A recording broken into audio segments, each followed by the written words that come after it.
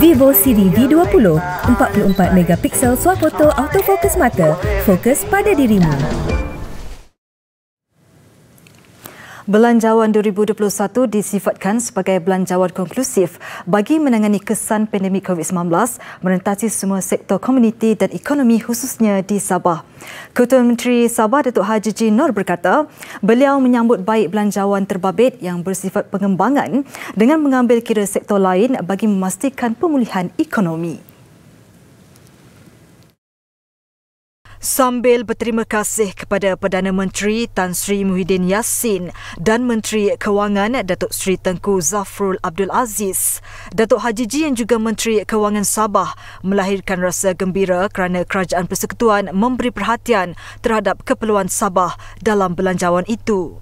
Datuk Haji G semalam meluangkan masa menonton siaran langsung pembentangan belanjawan 2021 bersama-sama dua timbalannya, Datuk Dr. Jeffrey Kitingan dan Datuk Dr. Joakim Gunsalam serta beberapa Menteri Kabinet Sabah di bangunan Pusat Pentadbiran Negeri Sabah semalam.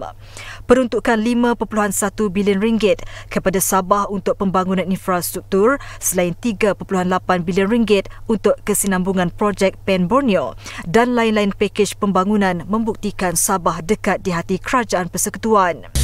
Ketua Menteri itu juga gembira kerana subsidi padi bukit akan dihidupkan semula dengan peruntukan berjumlah RM40 juta tahun depan yang dijangka dapat memanfaatkan hampir 10,000 pesawah di Sabah yang mengusahakan kira-kira 7,000 hektar tanaman terbabit.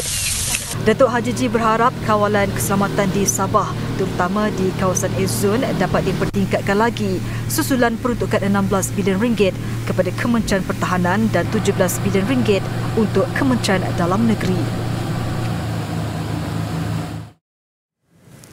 Sementara itu, usahawan kecil di Sabah menyambut baik pengumuman geran khas prihatin GKP tambahan RM1,000 kepada peniaga dan penjaja di negeri itu yang terjejas teruk kerana kekurangan pelancong. Mereka menyifatkan geran khas tambahan itu tepat pada waktunya. Geran khas ini juga akan diberikan kepada pemandu teksi, e-hailing, kereta sewa dan pemandu pelancong. Mereka menyifatkan pengumuman GKP tambahan mampu meringankan beban mereka. Peniaga-peniaga diberi bantuan tambahan RM1,000 lagi, iaitu di bawah geran prihatin GKP. Geran tambahan prihatin ini ditambah lagi daripada RM3,000 kepada RM1,000. Justru itu ini adalah satu pendekatan yang sangat baik, menunjukkan pemimpin kita, PM kita hari ini mengambil berat terhadap peniaga-peniaga golongan kecil, peniaga-peniaga mikro yang terkesan dengan apa yang berlaku. Ini akan banyak membantu peniaga-peniaga di Sabah ini dengan tambahan bantuan RM1,000 yang diumumkan dan GKP tambahan daripada GKP sebelum ini.